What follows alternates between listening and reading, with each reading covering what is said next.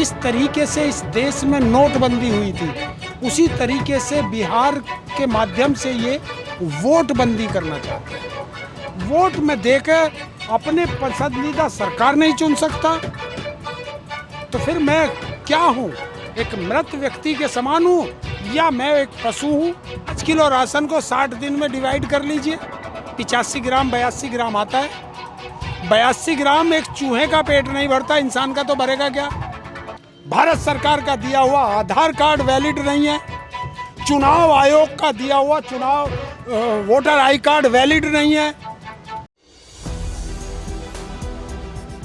नमस्कार, मैं हयात अब्बास और आप देख रहे हैं 4 PM न्यूज़ नेटवर्क। बिहार में भारत बंद का ऐलान होता है, चक्का जाम होता है, तमाम लोग सड़कों पे आ जाते हैं। पूरा विपक्ष, राहुल गांधी, तेजस्वी यादव, सब लोग चुनाव आयोग के ख़िलाफ़ एक धरना प्रदर्शन करते हैं। वहाँ पर लोग भी हैं, उनका भी साफ तौर से कहना है कि चुनाव आयोग कहीं ना कहीं वोट काटने का काम कर रहा है। सुप्रीम कोर्ट में इसको लेकर सुनवाई भी हुई। सुप्रीम कोर्ट ने भी साफ तौर से चुनाव आयोग से कहा कि स्पेशल रिवीजन करने का भी वक्त नहीं था, क्योंकि अब चुनाव में बहुत कम समय रह गया है, तो स्पेशल रिवीजन का कोई सवाल ही नहीं बनता है, क्योंकि फिर ये उनके साथ नाइंसाफ़ी होगी जिनके पास सारे डॉक्यूमेंट्स नहीं होंगे। तो कहीं ना कहीं विपक्ष का आरोप है कि एक बार चुनाव आयोग फिर से खेला करना चाहता है वोटों में, वोटों की संख्या काटना चाहता है, लोगों के अधिकार छीनना चाहता है, लोगों के बीच है। और इसी को लेकर बात कर लेते हैं। सर, बिहार चुनाव बहुत ही करीब है, ऐसे में चुनाव आयोग का जो इस तरह से स्पेशल रिवीजन आता है, लेकिन सुप्रीम कोर्ट में सुनवाई होती है, सुप्रीम कोर्ट भी कहता है कि इस समय ज़रूरी नहीं था। क्या लगता है आपको, वोट काटने की फिर से कोशिश की जा रही है? देखिए, जो पहले किया इन्होंने, दिल्ली में किया या महाराष्ट्र में किया, वो तो चोरी से किया था। ये सीना चोरी है।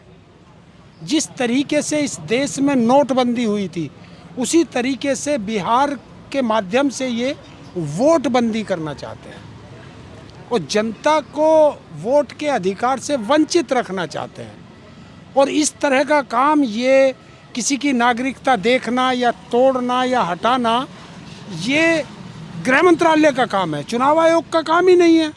किसकी नागरिकता ख़त्म करनी है और किसको देना है? चुनाव आयोग का काम है कि देश में कैसे या प्रदेशों में कैसे अधिक से अधिक मतदाता अपने मताधिकार का प्रयोग कर सके, और ये उसे मताधिकार से वंचित रखना चाहते हैं। अगर मेरा वोट काट दिया जाए तो मैं भारत का नागरिक कैसे रह जाऊंगा, जब मुझे मत देने का अधिकार ही नहीं है? जो मुझे पेंशन मिलती होगी मेरी, वो भी ख़त्म हो जाएगी। सामाजिक सुरक्षा पेंशन, जो सरकार से जो मुझे सुविधाएं मिलती हैं, सरकार की सुविधाएं, वो सारी ख़त्म हो जाएंगी। जो मुझे 5 किलो राशन मिलता है मेरा, वो भी ख़त्म हो जाएगा। तो मेरे पास बचेगा क्या? वोट में देकर अपने पसंदीदा सरकार नहीं चुन सकता, तो फिर मैं क्या हूँ? एक मृत व्यक्ति के समान हूँ या मैं एक पशु हूँ? मैं इंसान तो रहा नहीं। तो चुनाव आयोग अगर अपनी भूमिका को सही तरीके से निभाए, इस समय बिहार जैसा प्रदेश लगभग आधे से ज़्यादा बाढ़ की चपेट में है, तो वहाँ व्यक्ति अपना जीवन बचाए, अपना घर का सामान बचाए, अपनी फसल बचाए, अपने पशु बचाए, या अपनी वोट के जुड़वाने के लिए धक्के खाए? कौन सा काम करें? जिस काम को करने के लिए 20-22 साल पहले पूरे 2 साल लगे थे, वो 20 दिन या 30 दिन में कैसे कर लेगा पूरा? कैसे बिहार के इस चुनाव आयोग ने 1 लाख वॉलंटियरों को कैसे ट्रेनिंग दे दी? पहले उनका सिलेक्शन होगा, फिर उनको ट्रेनिंग होगी, तो इतनी जल्दी कैसे कर लेगा? तो ये एक षड्यंत्र है जिससे साफ बू आ रही है कि चुनाव आयोग भारत सरकार के साथ मिल करके बिहार की जनता के वोट की लूट करना चाहता है। देखिए, जनता की वोट की लूट तो करना चाहता है, लेकिन क्या इस पर विपक्ष इस बात को मानेगा? क्या इस पर विपक्ष कोई सवाल नहीं उठाएगा? ऐसा तो नहीं लगता है कल के जो जिस तरह से रैली हुई और उसमें तेजस्वी और राहुल साफ नज़र आए साथ में, तो क्या लगता है माहौल बदलेगा? देखिए, विपक्ष का काम क्या? हमारे देश में सबसे बड़ी कमी जो हमारे देश का मीडिया है, चौथा स्तंभ था इस देश का, वो मर चुका है, वो बिक चुका है। जिसको हमारे देश के कुछ लोग दलाल मीडिया कहते हैं, कुछ लोग उसे गोदी मीडिया कहते हैं, जो बड़ा मीडिया है वो बिक चुका है। अगर वो विपक्ष का काम होता है सरकार की गलत नीतियों का विरोध करना और जनता के मुद्दे सरकार के सामने उठाना, और मीडिया का काम था सरकार की आंख में आंख डाल के जनता के सवालों का जवाब ढूंढना। लेकिन आज मीडिया क्या कर रहा है? सरकार का फेवर ले रहा है और विपक्ष पे सवाल खड़े कर रहा है। ये उल्टा हो रहा है। और विपक्ष अगर जनता के मुद्दों पर नहीं लड़ेगा तो फिर विपक्ष खाएगा। लेकिन बिहार बंद से एक मैसेज पूरे देश को गया कि बिहार की जनता धर्म और जाति के एक ताले को तोड़ करके बिहार का प्रत्येक व्यक्ति सड़कों पर आया अपने अधिकारों के लिए। ये सबसे बड़ा संदेश था, क्योंकि एक जो पोस्ट वायरल हो रही है वो सबसे ज़्यादा है कि एक बुजुर्ग व्यक्ति डंडा लेकर के अपने पशुओं के साथ नेशनल हाईवे 22 पर खड़ा है कि मैं तो शायद अपने ना बचा पाया पर अपने आने वाली पीढ़ी के अधिकारों को नहीं छीनने दूंगा।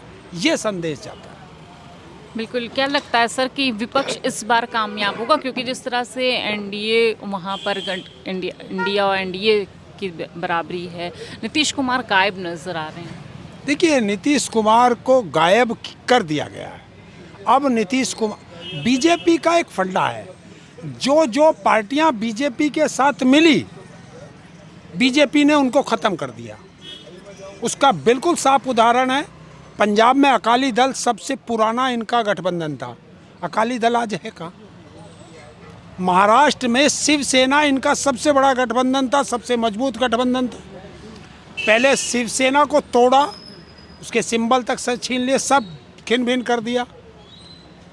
कोई सी एक पार्टी जो इनके साथ चली हो और वो सुरक्षित हो, आप देखो हरियाणा में देख लो, दुष्यंत चौटाला कहाँ गए? तो ये जो चल रहा है ये सब उनका एक साफ है। और बिहार के अंदर ही 2020 में बीजेपी के राष्ट्रीय अध्यक्ष जेपी नड्डा ने साफ कहा था कि जितनी ये क्षेत्रीय पार्टियां हैं पहले इन्हें ख़त्म करेंगे। तो ये रामविलास पासवान के लड़के को भी सोचना चाहिए, ये जीतम राजबाजी को भी सोचना चाहिए, और जो अन्य पार्टियां हैं उन सबको सोचना चाहिए। देखिए, आपने ये कहा कि ये क्षेत्रीय पार्टियों को ख़त्म करने का काम करती है, तो अगर जिस तरह से नीतीश कुमार गायब नज़र आ रहे हैं, ख़त्म हो जाते हैं, फिर वो क्या करेंगे? उनके पास तो कोई ऑप्शन ही नहीं रहेगा। रिटायरमेंट। देखिए, नीतीश कुमार के जो सांसद हैं उन्हें वे तोड़ चुके हैं, बीजेपी तोड़ चुकी है, अपने पाले में ला चुकी है, अब इनके पास नहीं बचा कुछ। सर, अगर मैं बिहार की बात करूं, लगातार अपराध की जो घटनाएं सामने आती हैं, चाहे वो चोरी हो, डकैती हो, मर्डर हो, तमाम घटनाएं सामने आ रही हैं। इसमें डबल इंजन की वहाँ पे भी सरकार, बीजेपी सरकार है, एनडीए गठबंधन है, तो इतना ज़्यादा अपराध क्यों बढ़ रहा है, जबकि ये कहते हैं हमने अपराध मुक्त बना दिया है देश को? देखिए, हम और ये दोनों एक फैक्ट्री लगाते हैं, उस फैक्ट्री में अगर घाटा होता है तो हम दोनों जिम्मेदार हैं, उस फैक्ट्री में अगर चोरी होती है तो हम दोनों जिम्मेदार हैं। तो जब सरकार में हम दोनों हैं तो ये तो हम दोनों की जिम्मेवारी है, अपराध की सहभागिता हम दोनों की है, तो इससे ये भाग नहीं सकते। और किस तरीके से अब हर बात पे अपराध होगा, यही वो मीडिया है जो कल तक कहते थे सुशासन बाबू, आज वो कह रहे हैं अपराध बाबू। तो यही तो है कि इसको इतना बदनाम कर दो, इतना बदनाम कर दो नीतीश कुमार को कि जनता इसको भूल करके हमारी तरफ आ जाए। और ये जितनी भी प्रक्रिया कर रहे हैं, वो चाहे चुनाव आयोग के माध्यम से कर रहे हो, चाहे वहाँ अपराध के माध्यम से कर रहे हो, ये सब बीजेपी और आरएसएस की चाल है कि किसी भी तरीके से शाम दाम दंड भेद मिला करके हमें बिहार में सरकार बनानी है, जो आज तक ये नहीं बना पाए। अगर उत्तर प्रदेश की बात करूं तो लगातार निजीकरण पे बात चल रही है। अब बिजली भी निजीकरण में चली जा रही है, जिसका विरोध प्रदर्शन भी कर रहे हैं कर्मचारी। क्या लगता है क्यों ये निजीकरण कर रहे हैं? देखिए, निजीकरण इनका एक बहुत बड़ा फंडा है। आरएसएस का एक फंडा है किसी भी तरीके से आरक्षण ख़त्म करना है, और वो आरक्षण ख़त्म जब होगा, एक कहावत है, ना होगा बांस और ना बजेगी बांसुरी। ना सरकार के पास कोई विभाग होगा, ना सरकार नौकरी दे पाएगी। तो आरक्षण को ख़त्म करना है कि सामने से मान लीजिए इस रेलवे है, रेलवे सबसे ज़्यादा नौकरी देता था देश के युवाओं को, रेलवे प्राइवेटाइजेशन में कर दिया। सारे जो जितने भी हमारे पीएसयू थे सब बेचते जा रहे हैं धीरे धीरे, तो उनमें किसी में नौकरी नहीं है। जो किसान और मजदूर के बच्चे थे वो ज़्यादा से ज़्यादा पुलिस और मिलिट्री में जाते थे। वहाँ इन्होंने अग्निवीर योजना लागू कर दी 4 साल की। तो ये सब इस तरीके से करते जा रहे हैं क्योंकि देश, हमारे देश को इन्हें लेबर प्रदेश बनाना, लेबर देश बनाना है। और जितनी ज़मीनें हैं ये इन्हें जो है अपने मित्र अडानी और अंबानी जैसे उद्योगपतियों को देनी है। लगातार अब चुनाव करीब है और एक तरफ लगातार एक बार फिर से बीजेपी सरकार दावे कर रही है, गारंटियां दे रही है रोज़गार और तमाम चीज़ों का, राशन का। आप कैसे देख रहे हैं इसको? ये बहुत कहते हैं 5 किलो राशन दे रहे हैं। 5 किलो राशन आप हिसाब लगाइए, एक व्यक्ति 2 टाइम खाना खाता है तो 30 दिन में 60 डाइट उसकी हो जाएंगी। 5 किलो राशन को 60 दिन में डिवाइड कर लीजिए, 85 ग्राम 82 ग्राम आता है। 82 ग्राम एक चूहे का पेट नहीं भरता, इंसान का तो भरेगा क्या। जो जेल में अपराधी हैं उसको 650 ग्राम 600 ग्राम मिलता है, और जो देश के सम्मानित नागरिक हैं उसको 85 ग्राम में पेट भरवा रहे हैं। तो पहला तो फंडा यही है, जब ये नहीं समझ पाओगे तो भूखे मरोगे। दूसरी चीज़ जो आप अभी बता रहे थे कि चुनाव आ रहे हैं तो सारी घोषणाएं कर रहे हैं, तो आज मैं आपसे एक चीज़ पूछना चाहता हूँ। भारत के प्रधानमंत्री ने लाल किले से कहा था 2017 में कि 2022 होगा, देश के किसान की आय 2 गुनी हो जाएगी। हुई क्या? किसान के खाद का कट्टे में से 10 किलो चोरी हो गई।